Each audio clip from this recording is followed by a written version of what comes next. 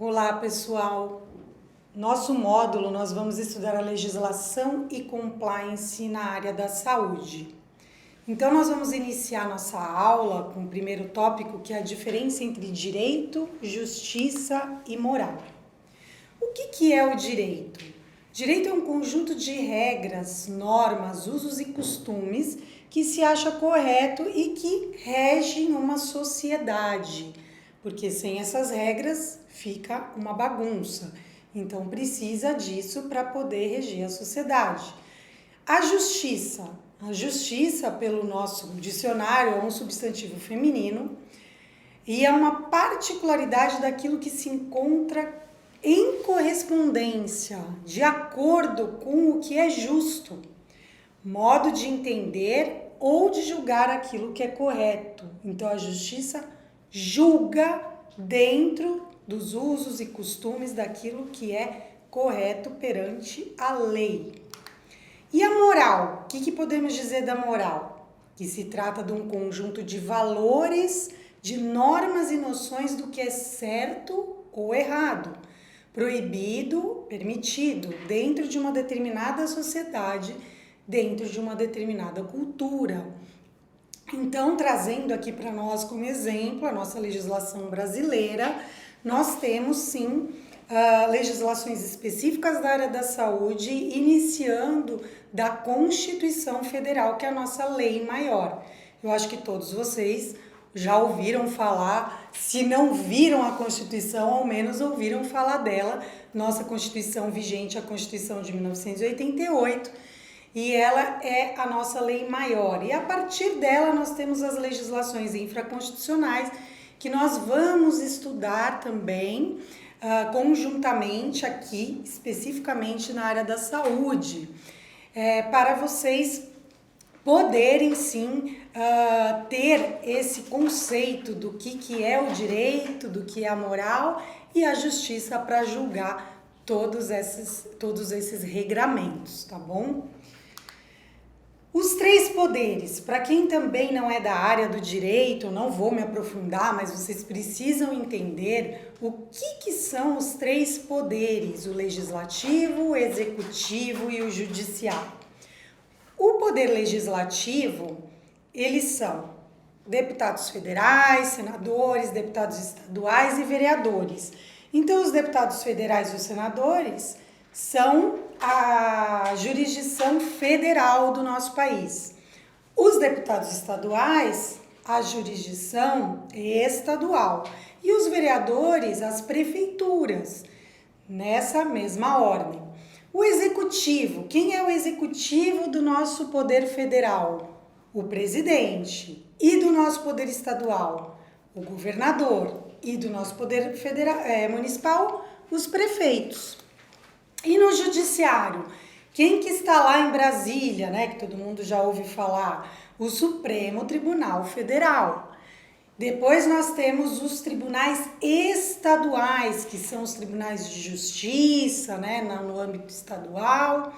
E os juízes de primeira instância, que são os juízes de base, que julgam, a princípio, o início do processo, para depois ele ir subindo para as instâncias superiores. Esses três poderes, eles são interligados entre si e não são, um se sobrepõe ao outro, tá, pessoal? Eles estão interligados entre si. Um não pode se sobressair sobre o outro, mas eles têm que tomar uma decisão de acordo com a legislação. Então, o legislativo faz a lei, o executivo executa esta lei e o judiciário julga se essa lei está correta dentro da sociedade ou não. Então, é isso aí que vocês estão vendo. O Poder Legislativo elabora as leis, o Executivo coloca a lei em execução para ser cumprida pela população e o Judiciário, quando acionado, vai declarar se o cidadão infringiu ou não a esta lei, ou se esta lei é ou não constitucional. Um poder não pode se sobrepor ao outro, como eu falei, eles são interligados e fiscalizadores entre si. O nosso segundo tópico, pessoal, como eu falei no início, é sobre a saúde na Constituição Federal de 1988. tá? Então, a nossa lei maior é a Constituição Federal e, através dela, nós temos princípios básicos onde todo e qualquer cidadão tem direito àquela situação que nós vamos ver aqui. Primeiro direito do cidadão está previsto no artigo 5º da Constituição Federal, que é a proteção à vida, à saúde e à segurança, que são direitos fundamentais, inalienáveis e indisponíveis e indissociáveis. O que significa isso? Significa que o cidadão não pode abrir mão desse direito, é um direito dele e ponto, desde o dia que ele nasce. Então, o artigo 5º é bem claro e traz: todos são iguais perante a lei, sem distinção de qualquer natureza, garantindo-se aos brasileiros e aos estrangeiros residentes no país a inviolabilidade do direito à vida, liberdade, igualdade, segurança e à propriedade. Então, são direitos indisponíveis, ninguém pode dispor disso, é o seu direito garantido e pronto. No artigo 6º, traz os direitos sociais, entre eles a saúde. A saúde é um direito social, garantido também pela Constituição e que todos os brasileiros e estrangeiros residentes no país têm direito a ela, tá? Então, além disso, temos a proteção à maternidade, à infância, assistência a desamparados, na forma desta Constituição. Então, o que isso significa? Que nós vamos ver ainda especificamente a legislação de cada um deles. Por exemplo, legislação à maternidade, à infância e juventude, que é o Estatuto da Criança e do Adolescente, aos desamparados e aos idosos, no Estatuto do Idoso. Então, tudo isso são legislações que vêm para complementar aquilo que a Constituição traz como direito fundamental. E ainda na Constituição Federal, nós temos na área da saúde os artigos 196 a 200 da Constituição. Isso quer dizer que nestes artigos estão especificados como que vai se dar o direito à saúde da população. E ainda assim, nós precisamos de regras específicas para regulamentar esse direito à saúde. Então, genericamente falando, dentro da Constituição, nós temos que a saúde é direito de todos e dever do Estado, garantindo, mediante políticas sociais e econômicas que visem a redução de risco de doença e de outros agravos e o acesso universal e igualitário às ações e serviços para a sua promoção, proteção e recuperação. Nós vamos ver ainda mais para frente como que se vai dar essa saúde que é dever do Estado, como o Estado vai garantir tudo isso para a população. O artigo 197 também traz que é de relevância pública as ações e serviços da saúde, cabendo ao poder público dispor nos termos da lei, complementando ainda o que vem da Constituição. Já no artigo 198, essas ações e serviços públicos de saúde, elas integram uma rede regionalizada e hierarquizada. O que significa isso? Significa que, tanto nos estados, no Distrito Federal e nos municípios, nós temos uma rede pública de saúde, que nós vamos ver mais para frente, e que está garantida na Constituição, que foi a instituição do SUS, né, do Sistema Único de Saúde.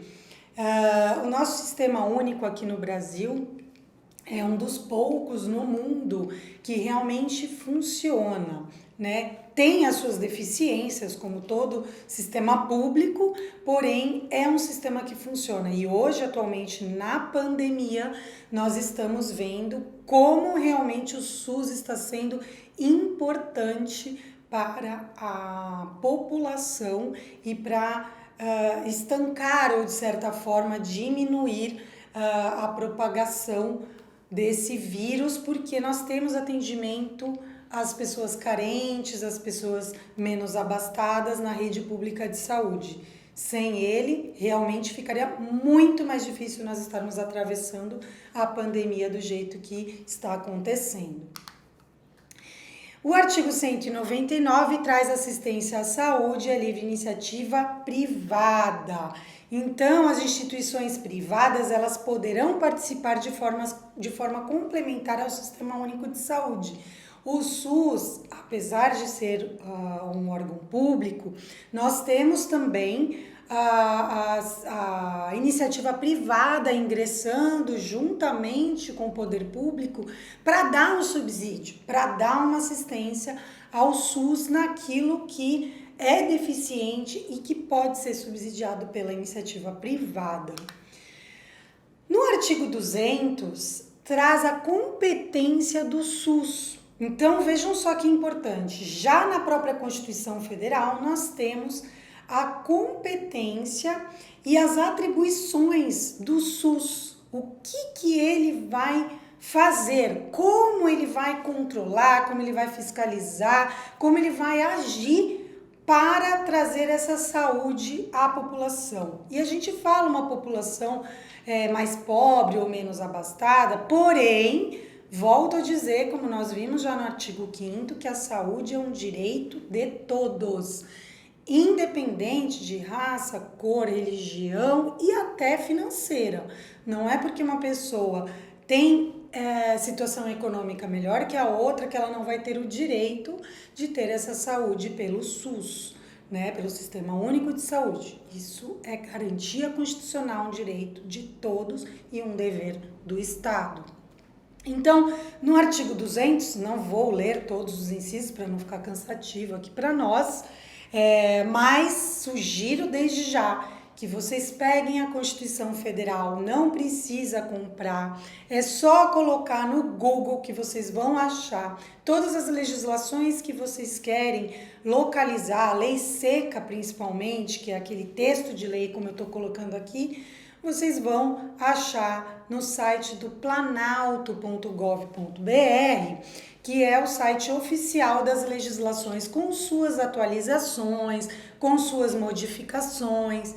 Então, fiquem tranquilos, ninguém precisa sair comprando Constituição. Quem tiver, ótimo. Quem não tiver, é só colocar no site do Planalto que vocês vão localizar. E o artigo 200, como eu estava falando aqui, ele traz todos os itens de atribuições, né, do Sistema Único de Saúde, quais as competências dele, tá bom? E nós vamos também estudar a legislação específica do SUS. Então, como havia falado para vocês, numa bibliografia complementar a essa aula, Constituição Federal de 88, está no site do Planalto, e uma introdução no estudo do direito, que é os fundamentos do que é o direito, a justiça e a moral, e também sobre os 3 poderes, tá bom, pessoal? Bom, pessoal, como eu havia dito na aula anterior, a Constituição Federal é a lei maior do país e dentro dela nós temos o regramento de como vai ocorrer o direito à saúde da população, né? Como o Estado vai garantir esta saúde para toda a população. Então, a Lei 8080 de 90, ela é conhecida como Lei Orgânica da Saúde. É uma lei que regulamentou o SUS, o Sistema Único de Saúde. Essa lei é muito importante para vocês, principalmente, né, no nosso curso aqui, que é gestão na área da saúde, seja ela na iniciativa pública ou privada. Então, esta legislação que regulamenta o SUS é muito importante para vocês saberem, tá bom? Até mesmo para quem presta concurso público, sempre cai matéria sobre essa legislação. Então, no resumo desta lei, que eu também sugiro que vocês leiam na íntegra a lei seca, claro que a gente não pode aqui abordar tópico por tópico, porque são muitos artigos, né, e incisos e a gente perderia muito tempo. Então, eu trago aqui um resumo dessa legislação para que vocês depois se aprofundem em relação a ela.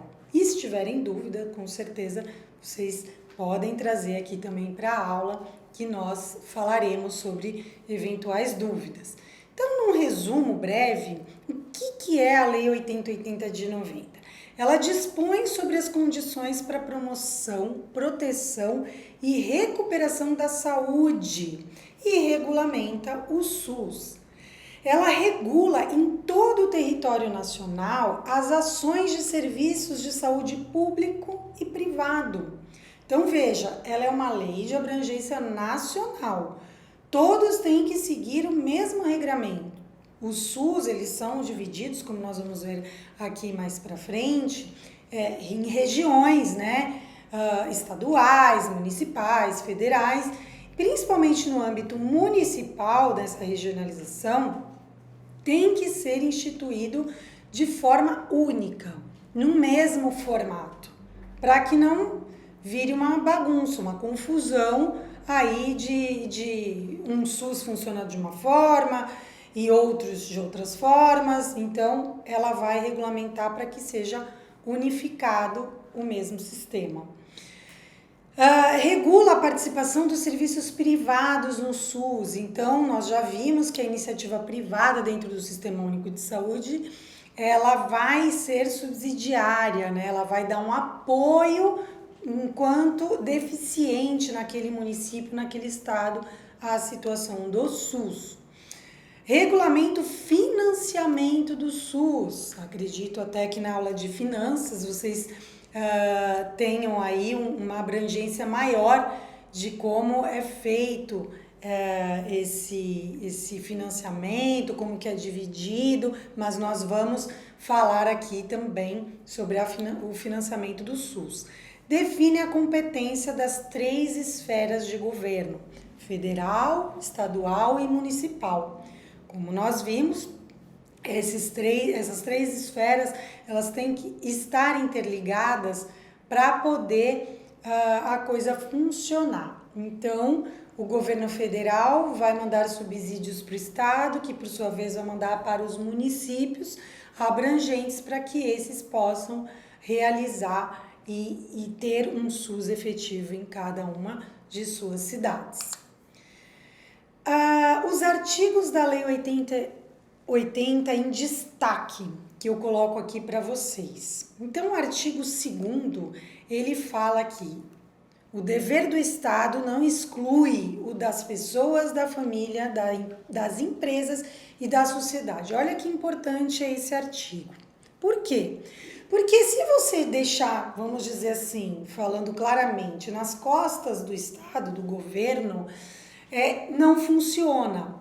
É um dever do Estado. Porém, todos nós temos que colaborar para a saúde. Então, o que isso significa? Quando nós falamos das pessoas, da família, significa que você não pode desamparar ninguém da sua família, nem filhos, nem pais, muito menos idosos, porque isso é um dever pessoal, familiar. Você cuidar da saúde da sua família, não desampará-los de forma alguma.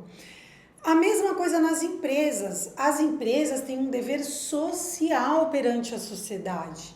De quê? De colaborar, de trazer um ambiente saudável, salubre, né? Por quê? Porque também temos regras ali, nós vamos ver até, mas isso é mais para quem é da área do direito, né? Mas nós temos ali, principalmente vocês da área da saúde conhecem, hospitais, clínicas, que tem um ambiente insalubre, existe um adicional de insalubridade que deve ser pago para suprir essa situação que a pessoa vive dentro da empresa, né? Tem empresas que não têm situações insalubres, mas tem que garantir um ambiente saudável, certo? Um ambiente favorável para que os trabalhadores tenham um bom trabalho efetivo e não adoeçam no ambiente de trabalho, que depois isso vai gerar ainda mais problemas, tá bom? No artigo 4º dessa lei, traz o conjunto de ações e serviços de saúde prestados por órgãos e instituições públicas federais, estaduais e municipais da administração direta e indireta e das fundações mantidas pelo poder público, constitui o Sistema Único de Saúde. Então, ele traz aqui o que é o conjunto de ações que vai formar o Sistema Único de Saúde. Como eu disse, existe uma hierarquia, né? governo federal, estadual e municipal, e dentro dessa hierarquia dos governos vão ser feito o quê? Uma distribuição tanto de tarefas quanto de recursos financeiros para que seja mantido o Sistema Único de Saúde nessas localidades. E o artigo 6º, ele traz o campo de atuação do SUS. Veja só, onde o SUS atua, né? Na vigilância sanitária, na vigilância epidemiológica, na saúde do trabalhador, inclusive psicológica. Então, esse é um dever também das empresas, verificar se o seu trabalhador está adoecendo, inclusive na saúde mental, não somente física, né? Tem que prestar muita bem atenção nisso. Assistência terapêutica integral e assistência farmacêutica. Olha só que importante. Todos esses campos de atuação fazem parte do Sistema Único de Saúde. Então, cada um vai ter uma área específica para atuar. Vocês sabem que existem as assistentes sociais, os psicólogos, a farmácia do SUS, onde todos podem pegar medicamento gratuitamente, né? Óbvio, existem os medicamentos de alto custo, mas para isso também existe um processo interno que a pessoa pode fazer para poder obter esses medicamentos de alto custo, né? A vigilância sanitária, que tem que estar presente em todo e qualquer estabelecimento para garantir a saúde tanto da população, clientes do estabelecimento, né, quanto dos seus trabalhadores. E a vigilância epidemiológica, que é aquela que traz as questões de doenças, se as doenças estão se propagando, se elas estão erradicando. Então, tudo isso faz parte de um braço do SUS. Bom, já falamos um pouquinho de cada um. Vigilância sanitária, né? Vigia os riscos à saúde que estão relacionados a produtos, insumos como validade de produtos, armazenamentos, localização onde eles são armazenados, né? Temperatura, tudo isso faz parte da vigilância sanitária. A epidemiológica está preocupada com o agravo das doenças da população. A vigilância da saúde do trabalhador, como falamos, relacionados ao ambiente de trabalho insalubre, perigoso, que coloca o trabalhador em risco, e a saúde mental psicológica. São os principais. E nós temos aí princípios e diretrizes do SUS, que são divididos em doutrinários e organizacionais. Nossa, mas o que é isso? Por que eu tenho que saber isso? Justamente porque vocês aqui estão estudando a gestão na área da saúde, né? Então, nós temos que ter as organizações. E os princípios doutrinários, o que significa? Princípio da universalidade, da integralidade, da equidade. Então, o da universalidade, como já falamos, isso é garantia constitucional, que todos, né, têm o direito à saúde, independente de qualquer coisa, uma garantia constitucional, sejam eles mais abastados financeiramente ou não, todos têm o direito à saúde. Integralidade, o princípio da integralidade, ele tem como também o direito à saúde como um todo. Então, não basta você ser atendido, por exemplo, num ambulatório somente. Você pode ser atendido dentro de um hospital público, né? Você tem direito desde uma consulta médica até uma cirurgia. Isso que o princípio da integralidade fala. O paciente tem direito como um todo de ser atendido. Equidade, então todos são iguais perante a lei, sem preconceito e devem ter o mesmo tratamento, né? Então não pode-se ter preconceito ou divisão de gêneros, de raça, de cor, financeira, enfim, todos têm que ser tratados igualitariamente.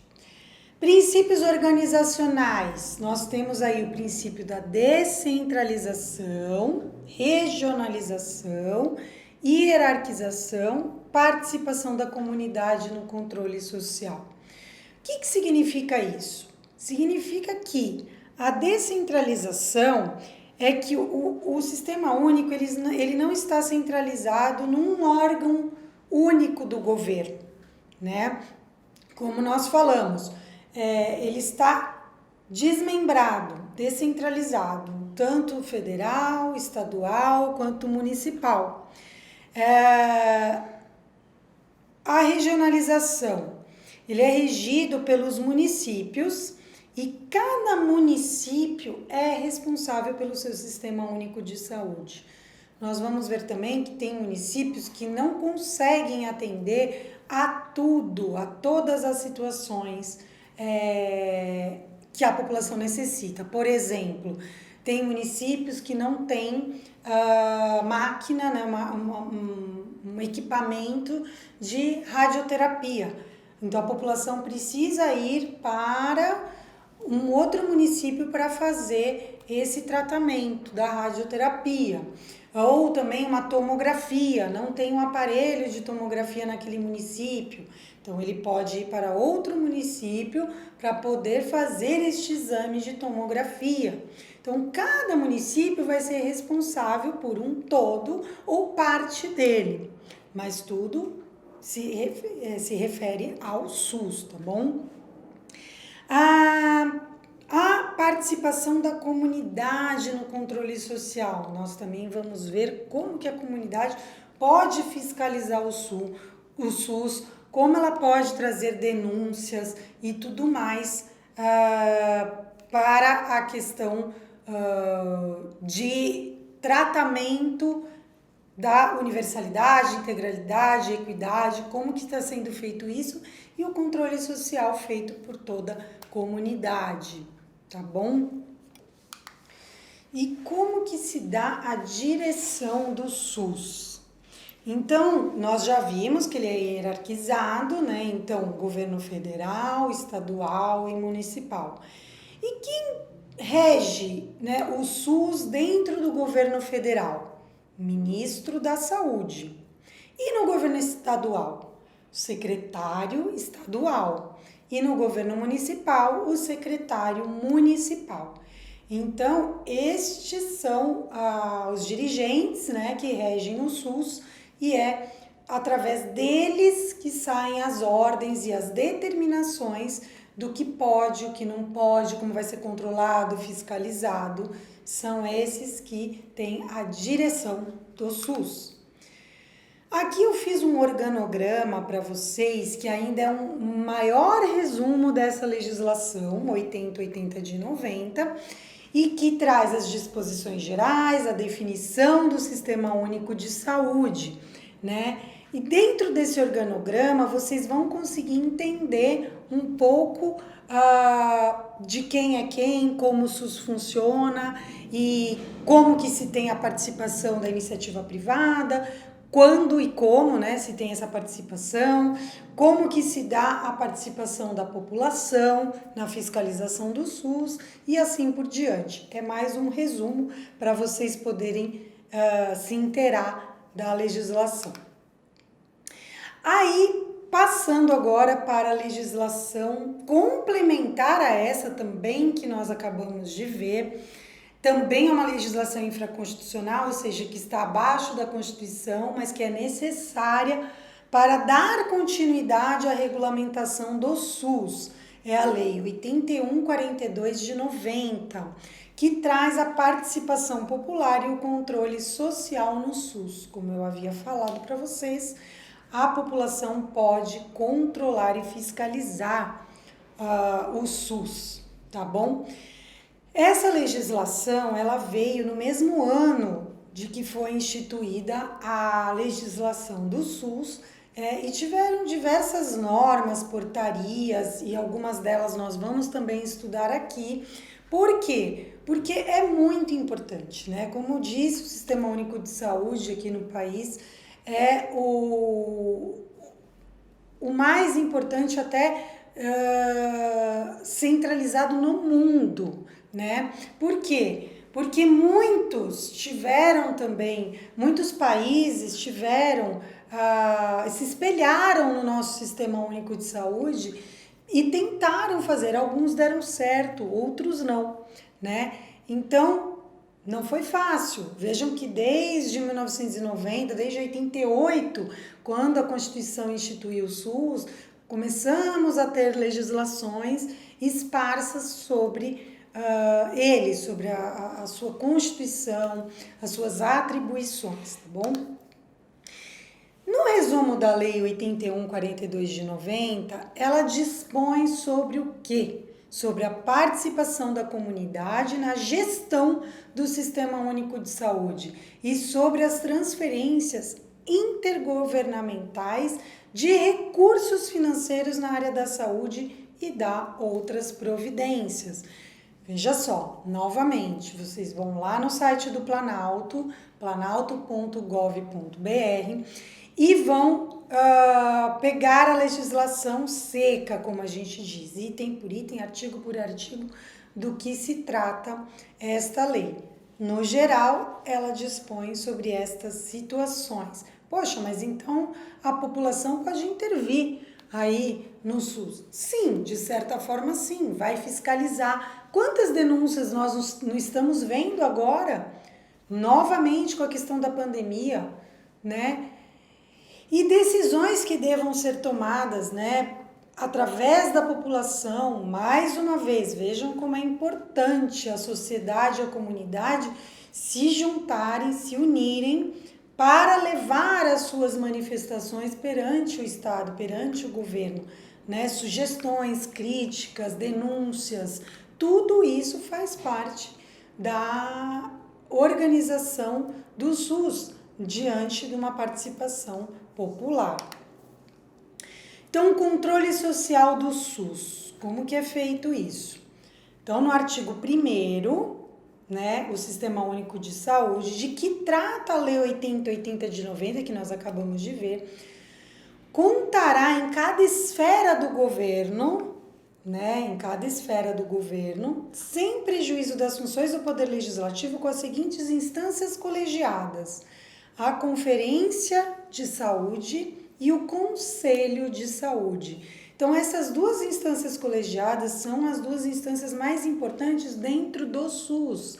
Não que elas irão se sobrepor ao Poder Legislativo, se sobrepor às questões organizacionais de como é feita uma legislação.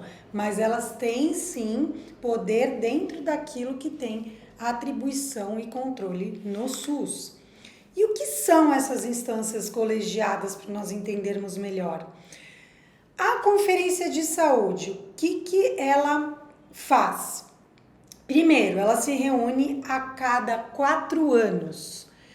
Tem representação dos vários segmentos sociais, avalia a situação de saúde e propõe as diretrizes para a formulação da política de saúde nos níveis correspondentes. É convocada pelo Poder Executivo ou extraordinariamente por esta ou pelo Conselho de Saúde, que nós já vamos ver o que é.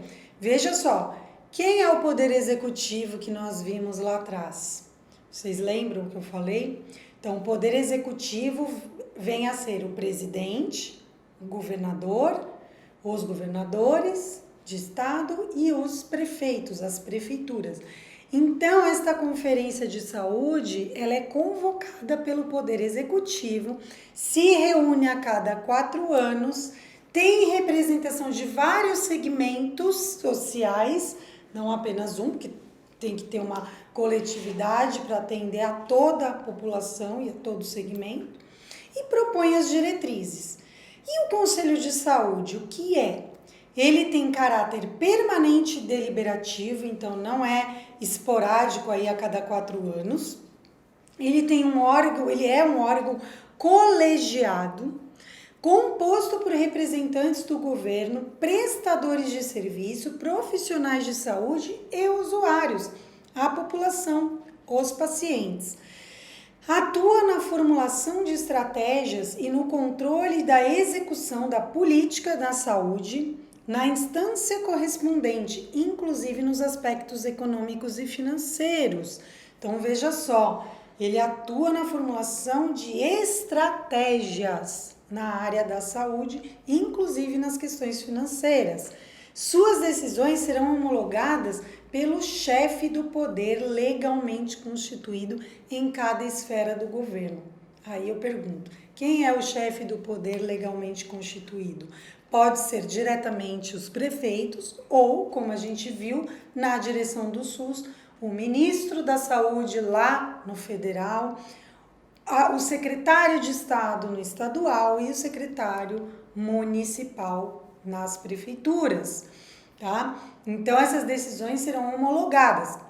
Veja só, quando se tem uma deliberação, se é possível, não é possível, novamente temos aí um exemplo que nós estamos vivenciando, né? Se vacina as pessoas, se não vacina, se vai ter vacina para todos, se tem recursos para comprar essas vacinas, quem que vai deliberar sobre isso? Então, o Conselho de Saúde, formado e feito como está aqui, como nós acabamos de ver, vai deliberar. Então, o presidente vai falar através do seu ministro da Saúde, por isso que deu tanta confusão aí, não quero entrar no mérito de política, nem estou aqui para isso, mas é só a título de exemplo. Por isso que nós tivemos alguns ministros, né, que pediram demissão, né, do governo, outros que foram exonerados, enfim, né, saíram porque o presidente mandou. Por quê? Porque essas questões não foram resolvidas. O ministro queria de uma forma, o presidente, que é realmente chefe de Estado maior do país, não aceitou a forma com que o ministro da Saúde colocou estas situações e acaba prejudicando toda a população de certa forma, né? Porque o país fica instável, né? Nós não temos uma diretriz do que vai acontecer. Então, é muito importante, né, que todos estejam falando a mesma língua, que todos estejam podendo trabalhar para a comunidade, a sociedade, a coletividade, para que não haja essas desavenças. E os recursos financeiros é muito importante, porque sem os recursos nós não temos como subsidiar o SUS. Não temos como subsidiar medicamentos, não temos como subsidiar vacinas, os próprios hospitais, como nós vimos em vários estados aí, que ficaram sem equipamentos, sem meios de tratamento para a sociedade, pessoas morrendo, né? Tudo isso faz parte dessa organização. Por isso que é muito importante vocês analisarem e estudarem os itens de cada um deles, do que é a Conferência da Saúde, Conselho de Saúde e como que isso vai se dar na prática. Nós estamos aí vivenciando a prática, fazendo parte da história. Controle social no SUS. O Controle Nacional de Secretários de Saúde, o CONAS, e o Conselho Nacional de Secretários Municipais de Saúde, o CONASENS, eles terão representação no Conselho Nacional de Saúde. Então, esses dois conselhos, o CONAS e o CONASENS, são muito importantes porque eles têm uma representação nacional. O parágrafo 4º, ele traz, desse mesmo artigo que nós estamos analisando, ele traz a representação dos usuários nos conselhos de saúde e nas conferências. E ela será paritária, ela terão seus pares, não pode ser desigual, para que tenha uma mesma votação quando necessário, né? Então, ela será paritária em relação ao conjunto dos demais segmentos. E o parágrafo 5º, ele traz que as conferências de saúde e dos conselhos de saúde terão sua organização e normas de funcionamento definidas em regimento próprio. E esse regimento vai ser aprovado pelo respectivo conselho, tá bom, pessoal? Então, tem que ter um regimento próprio para que este seja aprovado pelo respectivo conselho. E como que se dá essa composição, afinal, dos conselhos e conferências de saúde paritária? Então, como nós falamos, ela é paritária, né? Ela não é desproporcional. 50% são de usuários, 50% são de representantes do governo, mais os prestadores de serviço, mais os profissionais da saúde. Veja como é importante, 50% são usuários do SUS. Né? Quem que usa? A população, nós, né? No geral. Então, é muito importante que a comunidade esteja fiscalizando o SUS. E desses 50% que são representantes do governo, prestadores de serviço, 25% são gestores ou prestadores de serviços no SUS. Porque tem que ter alguém lá para falar como que realmente é o funcionamento. E 25% são trabalhadores da área da saúde, como vocês, enfermeiros, técnicos, médicos, terapeutas, fisioterapeutas, psicólogos, tá bom? Então, esta é a composição dos conselhos e conferências de saúde. O parágrafo 2º, ele traz os recursos do Fundo Nacional de Saúde, que serão alocados como? Olha, isso é muito importante. Como nós falamos, os recursos são as verbas, né? O dinheiro que é destinado ao Fundo Nacional da Saúde. Como que eles vão ser distribuídos? Como eles vão ser alocados, esses recursos? Primeiro, despesas de custeio de capital do Ministério da Saúde, seus órgãos e entidades da administração direta e indireta. Segundo, investimentos previstos na lei orçamentária de iniciativa do Poder Legislativo e aprovados pelo Congresso Nacional.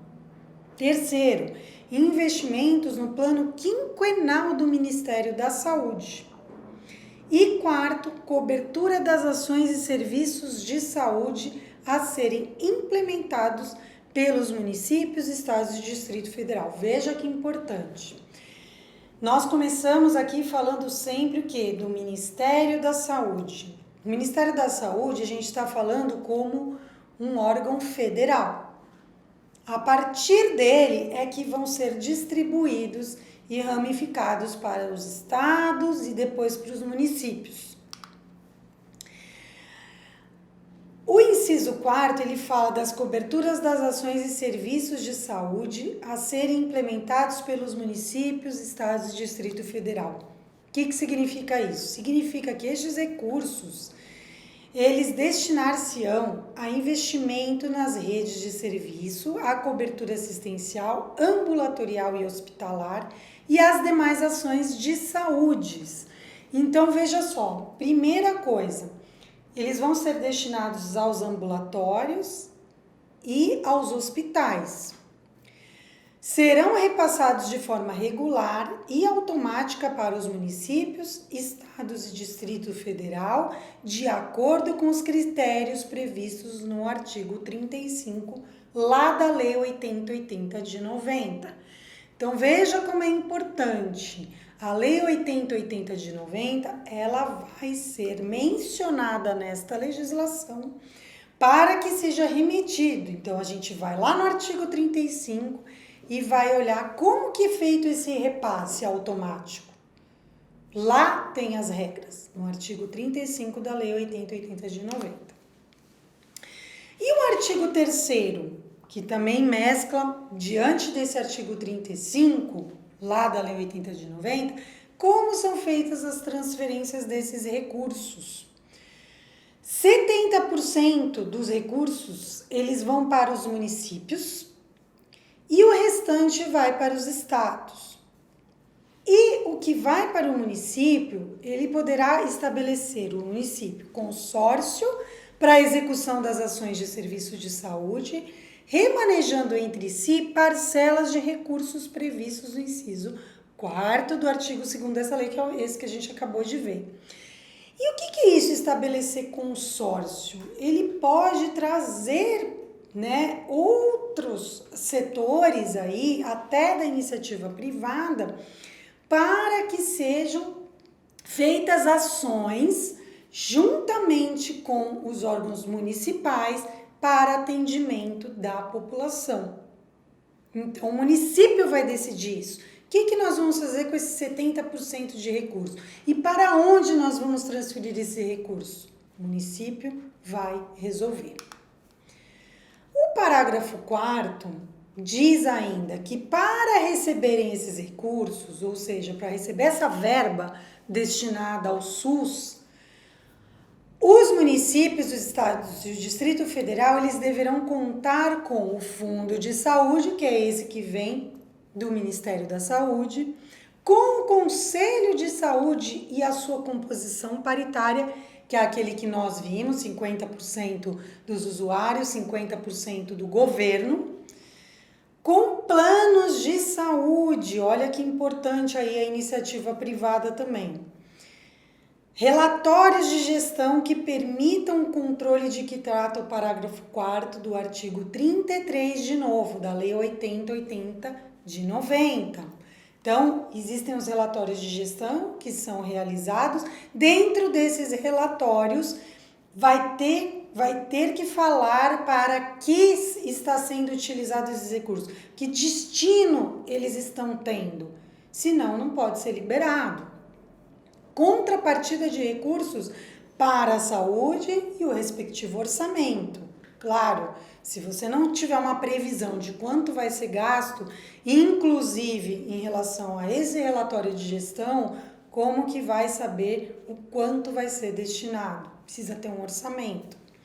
Comissão de elaboração do plano de carreira, cargos e salários, previsto o prazo de 2 anos para sua implantação. Então, dentro desses recursos, para aqueles que trabalham no SUS, precisa ter um plano de carreira, precisa falar dos cargos e salários, óbvio. Como que a pessoa vai trabalhar lá dentro, sabendo que ela está estagnada ou que ela não tem qualquer tipo de perspectiva. Por quê? Porque lá dentro você pode começar sendo um médico e pode terminar como diretor do SUS, certo? Se você for nomeado pelo prefeito. Então, precisa ter todo esse plano de carreira também já estipulado. Parágrafo único do artigo 4º, o não atendimento pelos municípios, pelos estados ou Distrito Federal nos requisitos estabelecidos neste artigo implicará em que os recursos concernentes sejam administrados respectivamente pelos estados ou pela União. Veja só, se aquele relatório que foi passado e diante do relatório e diante da situação orçamentária que foi disponibilizada para o município, aquela verba, aquele recurso, ela não está sendo atendida para o fim a que se destina, então os estados e a União, que é o Distrito Federal, pode intervir sim no município para que a finalidade seja atingida e tirar essa administração do município. Vejam como é importante a gestão, vejam como é importante os gestores fazerem um bom trabalho. Da mesma forma que eu trago um paradigma para a iniciativa privada. Se você é um gestor da iniciativa privada e não está tendo ou não está realizando uma boa gestão, o que você vai acontecer no hospital que você é gestor? Certamente você vai ser afastado do seu cargo. A má gestão, nós vamos ver também futuramente, em outras legislações, a má gestão pode trazer consequências sérias, tanto para que o hospital, enfim, a clínica, o local de saúde que você está gerindo, se não tiver um bom trabalho, além de entrar em decadência, em falência, você como gestor pode ser responsabilizado também por essa má gestão, tá bom? Assim como os municípios, através dos seus representantes, serão, além de retirados, poderão ser penalizados se houver a má gestão. O que é a má gestão? É aquilo que a gente vê também diariamente nos noticiários, né? Que é o desvio de finalidade, o desvio de verba pública para outras finalidades que não aquela para que se destina, ou até, infelizmente, a corrupção e o desvio de verbas para pessoas ou empresas que não estão no relatório de gestão, não estão. Então, para receber esta verba. Isso é um desvio de finalidade, inclusive ética, moral, e por isso há responsabilidades civis e criminais em relação a isso, tá bom, pessoal? Então, muito cuidado e muita atenção quando vocês forem realizar um relatório de gestão.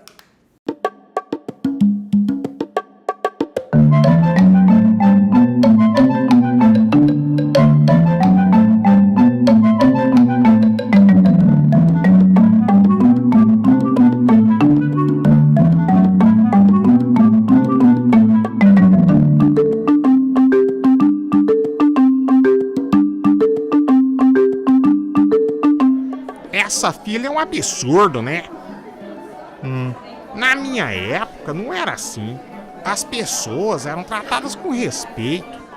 Eu vou ter que discordar do senhor. Antes da criação do SUS, na Constituição de 1988, era muito pior. As pessoas só tinham atendimento se pagassem por um médico particular ou se fossem asseguradas pelo INPS. As mais carentes e os trabalhadores sem carteira assinada não tinham direito a nenhum tipo de tratamento. Mas com o SUS não é a mesma coisa? Com o SUS é um pouco diferente.